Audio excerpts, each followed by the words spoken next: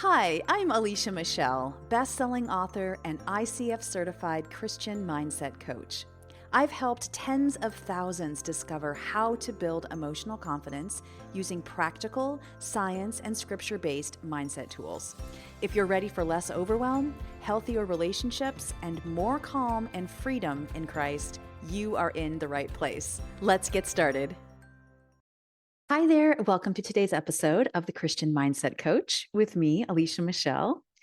If you are on social media, or if you aren't on social media, if you are in culture in general, there has been this growing anger, rage, just I don't know how to describe it, but you know what I'm talking about. This desire to make your opinion known because there's so many injustices in the world, anger about things that haven't changed or need to change. And we as a society have gotten to a place where there's a lot of sensitivity and a lot of fear and a lot of people who are unfortunately hurting others by just saying all kinds of stuff. And then there are those who are being hurt without others even knowing because they have all these things inside of them that they're processing, but it just comes out and blows up every once in a while. It's confusing right now to be a human in a world where news is everywhere, information is everywhere. And I think helplessness and apathy is more prevalent than ever. And so, what are we supposed to do with all this? How do we manage what we're feeling? How do we represent Jesus well? That's our number one goal. I had a situation come up recently in a club that I manage. It's called the Emotional Confidence Club. You may have heard me talking about it on the show if you have listened for a while. And I do a teaching as part of our time together as we study a topic. I had shared in one of these teachings a quote from someone that I really debated on whether or not I should share it because this person right now can be a very polarizing person. It wasn't a super obvious polarizing person. I can think of several people who are super obviously polarizing. To some people, this person is aligned with certain truths.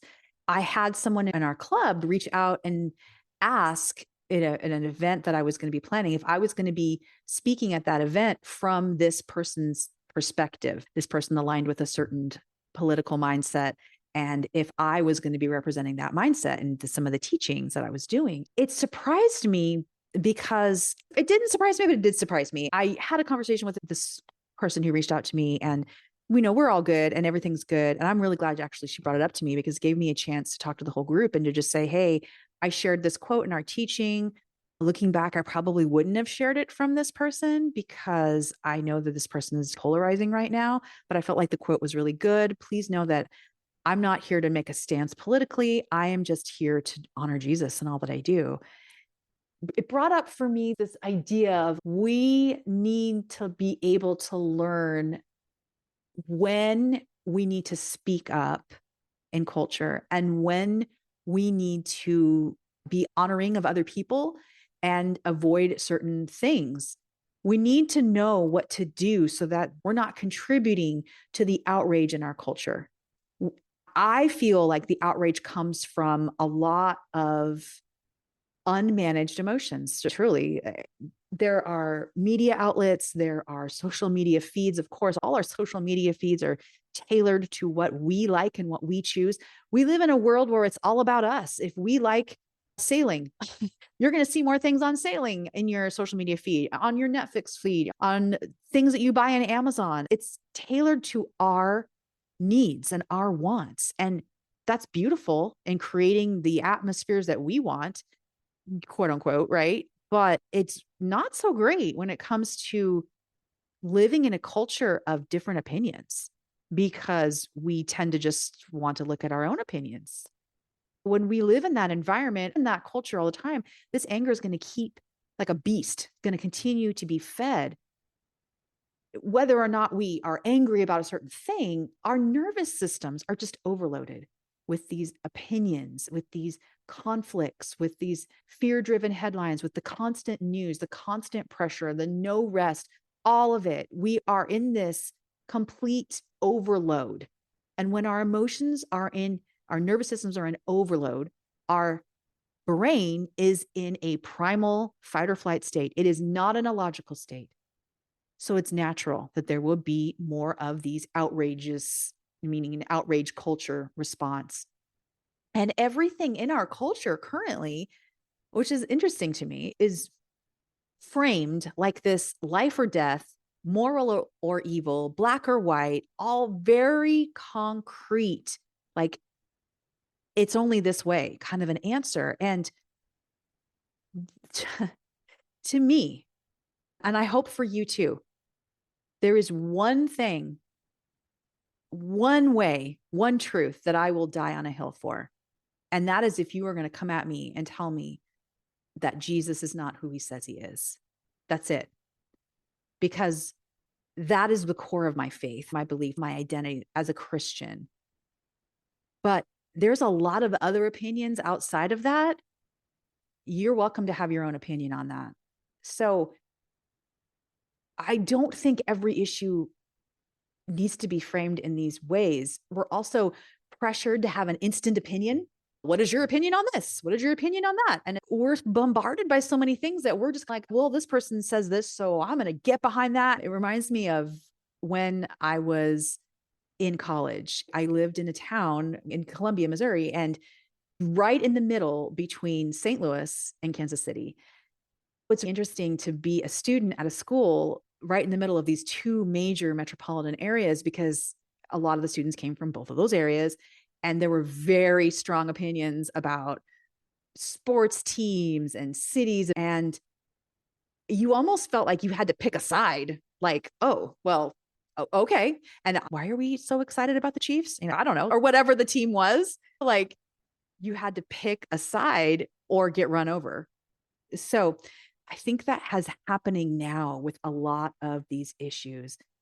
And as a Christian, we feel this extra layer of conflict because we want to be able to stand up for the gospel. We want to stand up for those who are hurting, for those who are wrongfully imprisoned, for the orphans, for the widows of the world, for those who are trapped in slavery, in sex trafficking. We want to stand up for these areas that are very clearly places where evil is reigning. Evil is reigning in these areas. If a child is being trafficked, that's evil. I don't care what side of the political aisle you're on, that's evil. We have to ask ourselves, how do I stay compassionate to these issues in a way where I'm not becoming actually harmful in what I'm saying about it? How do I not become so passive that I do nothing? How do I stand for truth without becoming unkind or unloving? There are so many messages, and we just need to work through some of this with the Lord and continue to have these dialogues with him. How do we express what we believe while still loving people who disagree with us? What does that look like, especially when they are part of our family or beloved member of our community? So there's all this conflict of reasons why we can be so emotionally hijacked so many times of these situations. We live in all of these triggers for emotional hijacking all the time.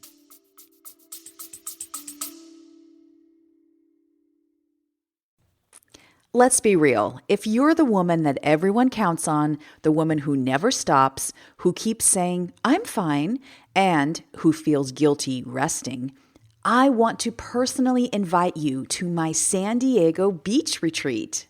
5 days of soul restoration for Christian women who need deep rest and unhurried time with God in a small, luxurious oceanfront setting.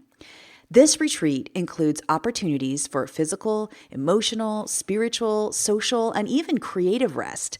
We'll enjoy a full silent day retreat, 3 in-person teaching sessions, a handful of creative activities, lots of laughter, meaningful conversations, incredible food, and, of course, uninterrupted ocean views from our beach house right on the sand.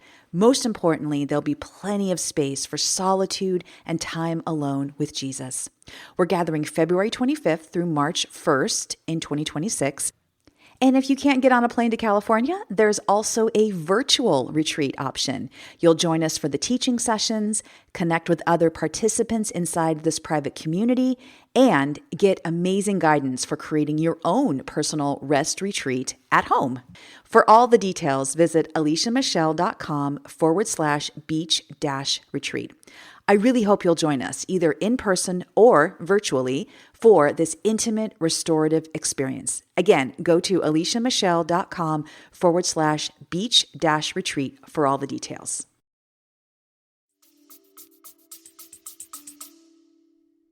I want to share two examples, two biblical people examples that can help us have some clarity on how we can manage our emotions well, represent Christ well in a culture that just wants us to take sides and share an opinion and be loud and vocal, pick your side, that sort of thing.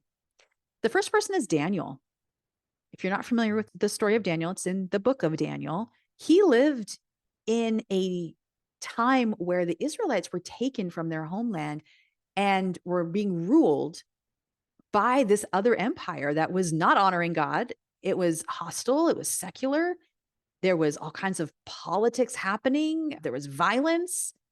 And if you read in Daniel 6, it tells about how there was this law that people needed to bow down to King Nebuchadnezzar and worship him. And Daniel is living in this culture. Honestly, most of us do not live in a place where we are being told to bow down or be killed. There are places in the world where that's happening. And maybe that is your story. Where I live in North America, that's not happening. I'm not being told that if I choose to bow down to Jesus, I'm going to have my life ended. But this was the place that Daniel found himself in. And if you look at it, Daniel's response did not change to how he interacted with God. He left all of the fears and the concerns in God's hand. He stayed faithful to living a holy life. He prayed 3 times a day. He anchored his emotions in God before responding. He had the chance to interact with some of these officials, and it was clear that he responded with grace because there was that time with God. So I think having a calm conviction under pressure, Daniel's a great example of that, and a great example of what is my responsibility here? My responsibility is to serve Jesus, period. My responsibility is to honor God. That's my line. I'm not going to bow down to another king. I'm going to honor God and leave that in God's hands to solve. I'm going to stay faithful to living the way God wants me to live. Now, Jesus, of course, Jesus was perfect, and we can use him as an example of how to live a perfect life. But with this situation, he was able to be emotionally centered by knowing who he was. He was able to stay centered by spending time with God the Father. He knew who he was and he knew who he served, even though he was surrounded by hostility, political tension, expectations of the people of how they wanted him to be, the religious leaders who were skeptical of how he was showing up. He was able to answer questions in a way that wasn't reactive, but was truth filled. Sometimes it was really piercing the heart in some of the things he said. Like, he didn't just hide behind a smokescreen. He had to speak some tough words sometimes to people, but he always cloaked them with love. He spoke the truth in love. And again, part of that came from knowing who he was. It came from having his boundaries in the right place. Mark 1:35-38 talks about how Jesus gets up, he goes out to an isolated place to pray, and he focuses on that before he gets involved into these other situations. And in verse 38, it says, "We must go on to the other towns, and I will preach to them too."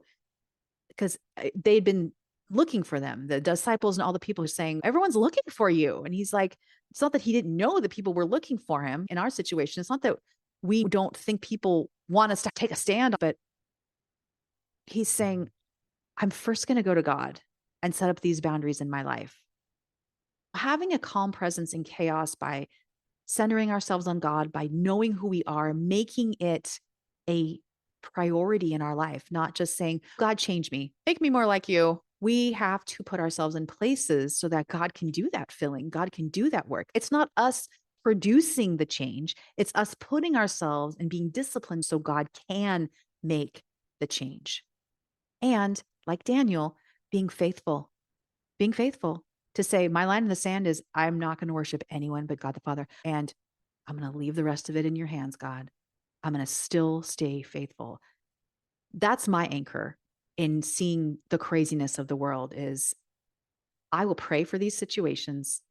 I am asking you, Lord, if you want me to get my hands into this specific situation, if prayer is the limit of what you want me to do, if serving physically is what you want me to do, we have to be sensitive to that in our spirit. But at the end of the day, I'm going to keep going back to prayer, to staying consistent and being in your word, to living a righteous life as close as I can, and knowing who I am, following the calling that you've given me in my life as your daughter. That's what I'm going to stay anchored on and working on protecting my emotional health so that when I am triggered by these things, I know what to do with them. Do you think it's any surprise why anxiety is at such a sky high level? That it has gone up dramatically. It went up dramatically during the time of COVID and has not really come down because we have learned these patterns of fear and we have not learned how to escape out of them. We're still just in this reaction mode. But if we can break free from those, learn some tools, stay grounded in Christ, I think we really can know more about how to not just react in these situations. And this is why it's important. Okay. It's not just, oh, it gives me more peace to not be in reaction mode all the time about things in our culture. There's four things in my mind why it's really important. Number one, this outrage, this getting in people's face and stuff really does damage our witness. People are not going to see Jesus in us when we're sarcastic, when we're defensive, when we're emotional bulldozers, when we're chronically offended, melting down over these situations. That's not how Christ showed up. We can be passionate, we can be involved. Lord knows we need people in the field working and doing things to change some of these things in the world. But how we show up and speak about it is different. That's not going to help our witness for Christ if we are acting in these harsh ways. We can be loving with truth. Outrage, it's going to lead to that burnout and discouragement. It's overreacting is going to keep us stuck in draining our nervous system. It's not empowering us. Outrage is not empowering us. Do we hear that? We think it's empowering us, but it's this false confidence in helping our cause. And it's only leading to more burnout and ultimately discouragement because maybe we feel like, well, I can be angry, but nothing's going to change. And then we go down this spiral. We all have that uncle or neighbor who's the crotchety old guy who's like, yeah, it's always been this way. It's their fault. I don't want my constant frustration and overreaction about a situation to lead to that. That's not healthy. That's not good for the gospel. It makes us spiritually vulnerable. Also, number three, to be continually outraging at things. Anger that isn't processed becomes bitterness. Fear that isn't acknowledged becomes hopelessness. And defensiveness that isn't surrendered becomes pride. These are the things that result from letting our mind and our thoughts just keep spinning. We talked in the episode right before this about the importance of having emotional fitness, of controlling our reaction inside of our head first, learning when we're stuck in these spirals, learning when there's things that we need to not pick up and engage ourselves in. We can become spiritually vulnerable and grow in the things of death, not the things of life and the spirit, if we are continually staying stuck in this outrage. Outrage also keeps us reactive. Number four, it keeps us reactive instead of discerning. There's no way that you can use your logical side of your mind when your reactionary primal side of your brain, which is what you are in when we're reacting like this. we're not able to discern God's truth. We're just reacting and responding. We have to know there's a difference between reacting emotionally and responding biblically. We have to know that difference and learning how to not let the outrage take over is a place where we can begin to discern that. We're not going to be able to do that in the heat of the moment. A couple practical tools here. First, finding calm with what I call emotional prep. In the Emotional Confidence Club, we have a 7-step roadmap that we use to go through our emotions. Every 6 to 8 weeks, we create a study, or I write a study that talks about a specific emotion that we're going to work through. One of those tools in the roadmap is finding calm with emotional prep. The process of emotional prep is switching our brain from that primal response side to the logical prefrontal cortex. By God's grace, we have the ability to notice when our body is in fight or flight, which is the sympathetic nervous system activated, where our emotions are raging. That side, the reaction side, is on, versus the parasympathetic nervous system, where we are able to logically process, we're able to connect with the Lord and hear his words. So to do that, there are certain exercises, physical, emotional, spiritual, that we can do to switch ourselves on into the parasympathetic nervous system. So a practical example of this, because there's oodles and oodles, we talk about a whole bunch of them. I think there's 18 of them in the book, my book, Emotional Confidence. Before you look at some of the stuff online, or you watch that news channel, or you have a conversation with someone that you know is of a different opinion on a topic, you can ask, am I in a place emotionally that I am able to respond well to this? Am I in a place where I need to switch on my parasympathetic nervous system? Is my body calm enough to handle what I'm about to encounter? And that can be something to change. That can be a breath prayer, reading a calming verse, doing some deep breathing, exercising and getting it out. But this tool of finding calm before we respond is critical. Using ADD is also critical. ADD, if you're not familiar with it, is the tool that I use to process emotions, acknowledge, discern, and decide. For example, acknowledging is, it makes sense that I feel this way because. Discern is, it's true that this, but it's not true this. And then decide is, in light of all this, I'm going to choose to. Okay. But when we feel triggered by these situations, we can say, I am feeling XYZ. I'm feeling anger. I'm feeling anxiety, frustration, fear. We're going to validate the emotion instead of spiritualizing it away or going down a road of hopelessness, like I feel this, but it's not going to change. Just acknowledging it, knowing that God has compassion with us through that emotion. Then discerning, okay, what's true about this? What's exaggerated? What have I allowed to just live in this? Sometimes we take these 25 steps beyond what we're at right now. Well, because this isn't changing in this situation, then this is going to happen. And then this is going to happen. We don't know that. God can intervene and change anything in a given moment. So we can't live 25 steps down the road. What lies am I believing about this, or about the theys or the thems that are involved in this situation? Can we just remove that? Ask God for discernment about, am I gathering people together and making an opinion about something, an assumption of what they are or are not?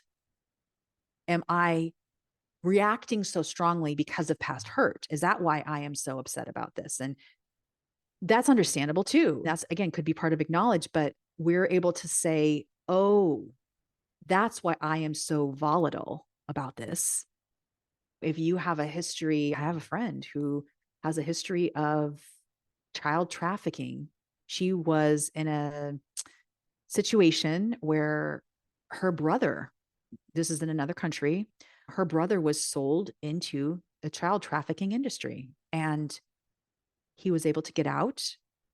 But because of that, she has a big passion and compassion for those who are in that world.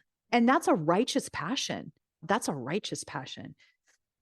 If there has been some trauma, like maybe, well, this is actually a really old story, but I remember in my government class in senior year of high school, this was before I was a Christian. I remember there was a young girl, because in government, you always have debates about different topics. The teacher gives you controversial topic, and then we're supposed to separate into sides and defend our opinion on that topic. The topic was abortion. And there was a young woman who was extremely passionate about the pro-life movement side. She was to the point where she was hysterical in defending her opinion about it.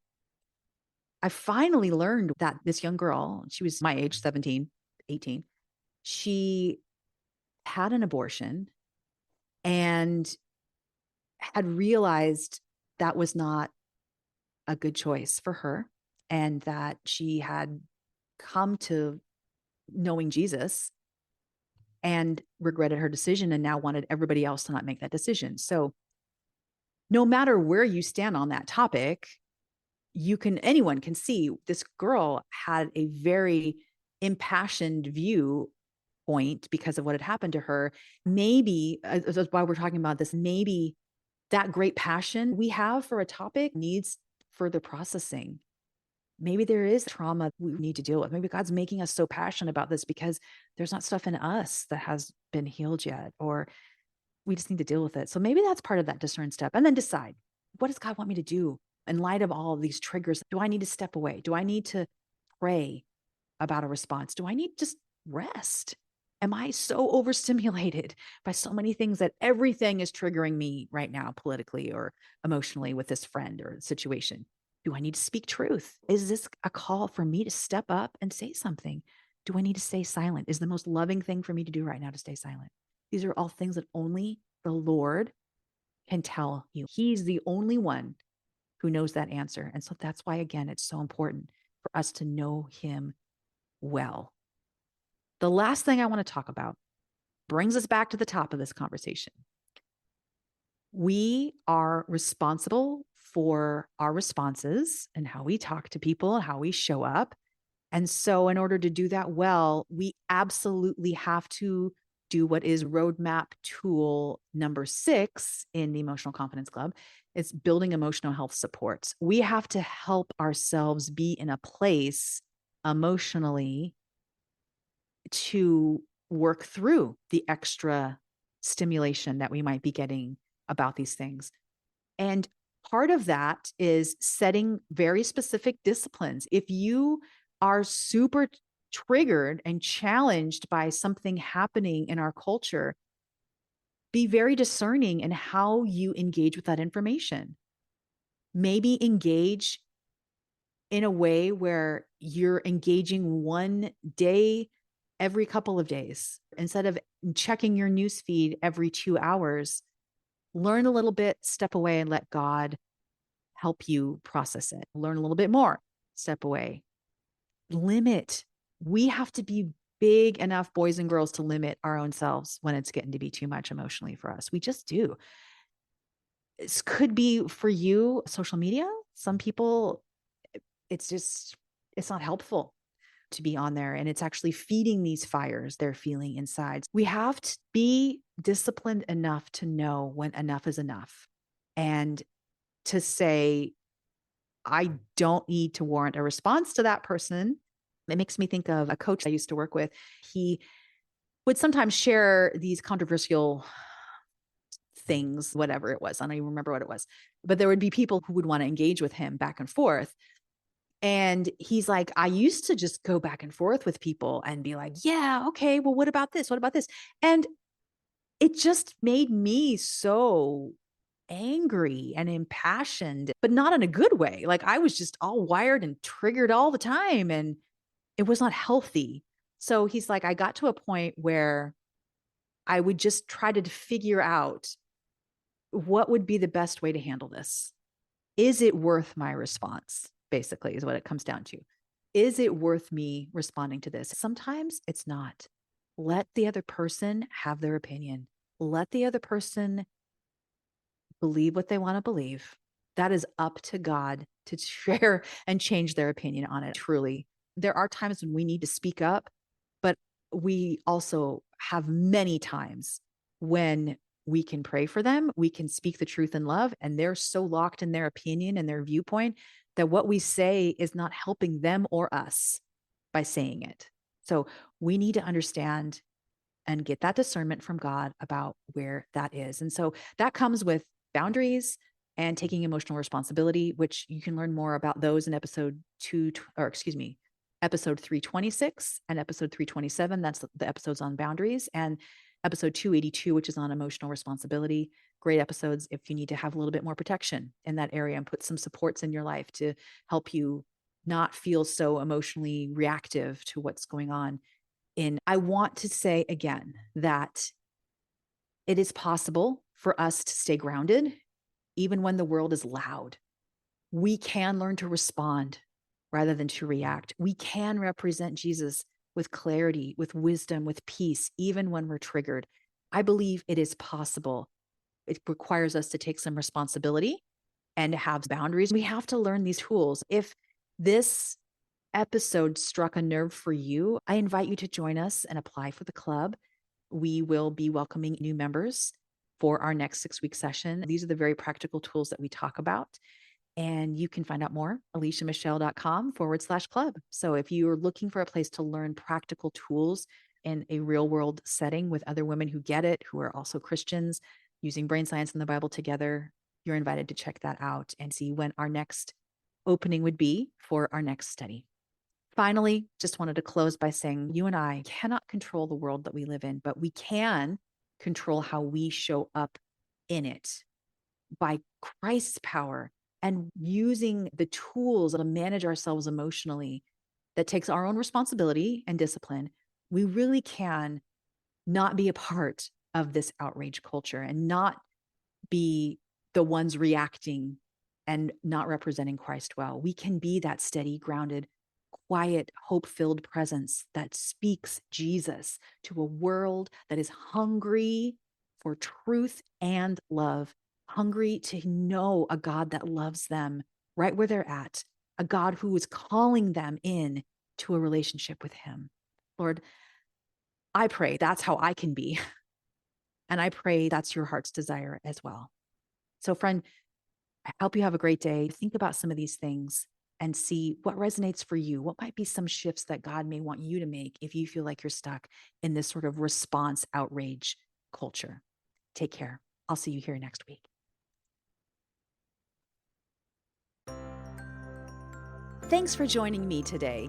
For full show notes and helpful next step resources, visit aliciamichelle.com. And if you enjoyed this episode, I'd be honored if you would leave a 5-star rating and review. And remember, if you're feeling overwhelmed or stuck in your emotions, I offer free chats with listeners. Just head to aliciamichelle.com/chat. Tell me a little bit about what's going on, and I'll be in touch. Thanks for being here. I'll see you next week.